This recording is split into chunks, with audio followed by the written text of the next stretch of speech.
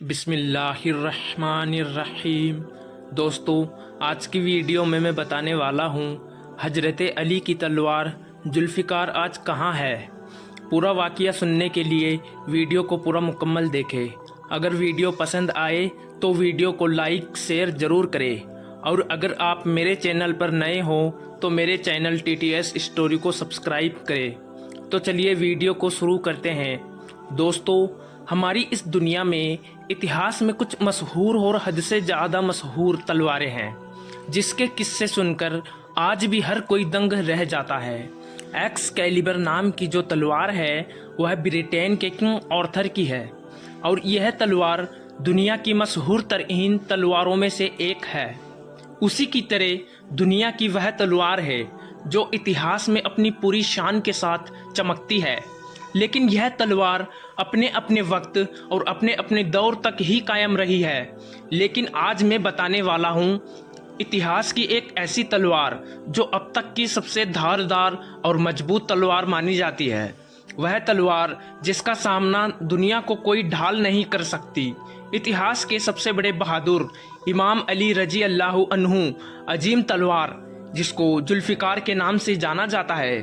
اللہ تبارک و تعالی نے سورہ حدیث میں فرمایا، ہم نے ہی لوہے کو نازل کیا، جس کے ذریعے سے سخت لڑائی اور لوگوں کی بہت سی نفع کی باتیں لکھی گئی ہے۔ دوستو، یہ وہ عظیم قوت والی تلوار تھی جس سے امام علی رضی اللہ عنہ نے خندق کی جنگ اور خیبر کے میدان کو ہلا کر رکھ دیا تھا۔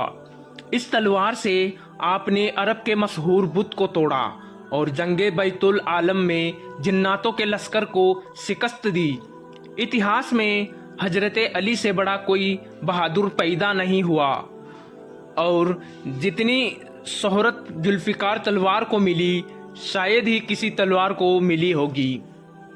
دراصل اس تلوار کے پشت پر انسانی ریڑھ کی ہڈی کی طرح بلند کھار تھے، جو دو دھاروں کے دائروں میں بٹی ہوئی تھی، اس لیے اس تلوار کا نام ذوالفقار پڑا۔ حضرت علی نے بڑے بڑے جنگوں میں ذوالفقار کے ذریعے شکست کو فتح میں بدل دیا۔ سینکڑوں تلواریں ذوالفقار کے نیچے آ کر ٹوٹ جاتی ہے۔ دوستو، اس مقدس تلوار کے بارے میں ایک روایت میں آتا ہے کہ ملکہ بلقیس نے حضرت سلیمان علیہ السلام کو جو حدیث دیے تھے، اس میں ایک ذوالفقار تلوار بھی تھی، جو آگے بڑھتے ہوئے بنی اسرائیل سے بنی اسماعیل کے پاس آ گئی۔ ایک لمبے عرصے تک یہ تلوار قریش مکہ کے پاس تھی۔ نبی کریم صلی اللہ تعالی علیہ وسلم کے دور میں یہ تلوار منبع ابن حجہ کے ہاتھ آ گئی، جو جنگ بدر کے دن اس کے بیٹے آپ کے پاس تھی۔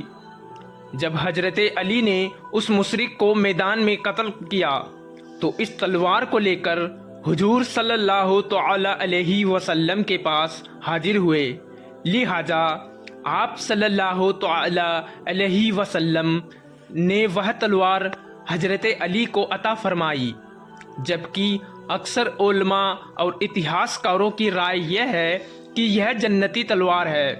لہذا حضرت ابن عباس نے بیان کیا کہ جب خیبر فتح کر کے حضرت علی رضی اللہ عنہ لوٹے تو ذوالفقار آپ کے ہاتھوں میں تھی۔ یہ تلوار بہت سارے پیغمبر اور انبیاء کرام کے پاس رہی، جیسا کہ ابو بکر شیرازی نے لکھا ہے کہ ذوالفقار تلوار حضرت آدم علیہ السلام کے ساتھ جنت سے زمین پر نازل ہوئی تھی۔ اللہ نے اس تلوار کو جنت کی آس کے درخت کے ایک پتے سے پیدا کیا تھا۔ اس ذوالفقار پر لکھا تھا کہ ہمیشہ ایک نبی دوسرے نبی کے بعد اور ایک صدیقی دوسرے صدیق کے بعد اس تلوار کے وارث امام علی رضی اللہ عنہ ہوئے۔ لہذا امام احمد ابن حنبل نے اپنی کتاب فضل میں ذکر کیا ہے کہ صحابہ نے خیبر کے روز آسمان سے ایک تعبیر سنی۔ کہنے والا کہہ رہا تھا، ذوالفقار کے سوا कोई तलवार नहीं है और अली के सिवा कोई बहादुर नहीं है। इस तलवार की काट और मजबूत खतरनाक थी। इसके बारे में हाफिज रजब अल बरसी लिखते हैं कि जब खैबर के दिन हजरत अली का सामना मरहब पहलवान से हुआ तो हजरत अली ने मरहब पर जुल्फिकार का वार किया, जिससे उसकी खोपड़ी के 2 टुकड़े हो गए और वह तड़पता हुआ जमीन पर गिर पड़ा। उस वक्त हजरत इब्राहिम अलैहिस्सलाम नाजिल हुए और रसूलुल्लाह सल्लल्लाहु अलैहि वसल्लम ने से फरमाया कि मैं आज बहुत तहज्जुब और हैरत में हूँ। नबी करीम सल्लल्लाहु अलैहि वसल्लम ने पूछा, आपको किस बात से इतना तहज्जुब हो रहा है? जिब्राइल अल अमीन ने जवाब दिया कि जब अल्लाह ताला ने कौमे लूत पर अजाब नाजिल किया था तो मैं उस बदकौम के साथ शहरों को जमीन से काटकर अपने पैरों पर उठा लिया था, और आज जब अली ने अपनी हाशमी बाजुओं से तलवार चलाई तो खुदा ने मुझे हुक्म दिया कि अली की तलवार जमीन चीरकर उसके छोर तक ना पहुंच जाए, जिससे जमीन के बोझ को उठा रखा है ताकि जमीन फटने से महफूज रह सके। लिहाजा मैंने अल्लाह के हुक्म से अली की तलवार के कोने को पकड़ा तो इसका वजन मुझे कौमे लूत के शहरों से भी ज़्यादा महसूस हुआ। हजरत अली की शहादत के बाद यह तलवार आपके बेटे इमाम हुसैन रजी अल्लाह ताला अन्हु के पास रही। मैदान करबला में इमाम हुसैन जुल्फिकार से ही यजीदी से कह रहे थे, आपकी शहादत के बाद यह तलवार आपके बेटे इमाम जैनुल आबिदीन के पास पहुंच गई। इसी तरह आपकी औलादों में यह तलवार एक से दूसरे तक जाती रही, लेकिन इसके बाद जुल्फिकार कहाँ गई, इसके बारे में कोई सबूत नहीं मिलते। कुछ इतिहासकारों ने लिखा है कि यह तलवार एक वक्त में हजरत अली की औलादों में अब्दुल्लाह इब्ने हसन के पास थी। जब उन्होंने खिलाफत अब्बासियों के हुक्मरान मंसूर के खिलाफ बगावत की तो उन्हें शहीद करके यह तलवार अब्बासियों ने लिया।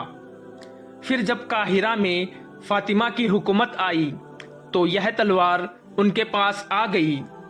उसके बाद तुर्क उस्मानिया को यह मुकद्दस तलवार मिली, जिसे उन्होंने तोप कोफी म्यूजियम में रख दिया। जुल्फिकार हजरत अली की तलवार का नाम है। यह वही तलवार है जिससे हजरत अली ने बहुत सी लड़ाइयाँ लड़ी और सभी में जीत हासिल की। जुल्फिकार उस समय की बहुत ही अलग तलवार थी, क्योंकि इस तलवार की 2 नोक थी और बहुत तेज थी, जिससे यह आम तलवारों से अलग थी। कुछ रिवायत में आता है कि प्यारे नबी मुहम्मद सल्लल्लाहु ताला अलैहि वसल्लम ने यह तलवार हजरत अली को जंग के दरमियान दी थी। हजरत इमाम हुसैन ने इसी तलवार से करबला की जंग लड़ी थी। उम्मीद करता हूँ आपको वीडियो पसंद आई होगी। अगर पसंद आई है तो वीडियो को लाइक शेयर ज़रूर करें, और अगर आप मेरे चैनल पर नए हो तो मेरे चैनल TTS स्टोरी को सब्सक्राइब करें, ताकि मैं आप लोगों के लिए सच्चे और अच्छे इस्लामिक बयानात वीडियो लाता रहूं। खुदा हाफिज।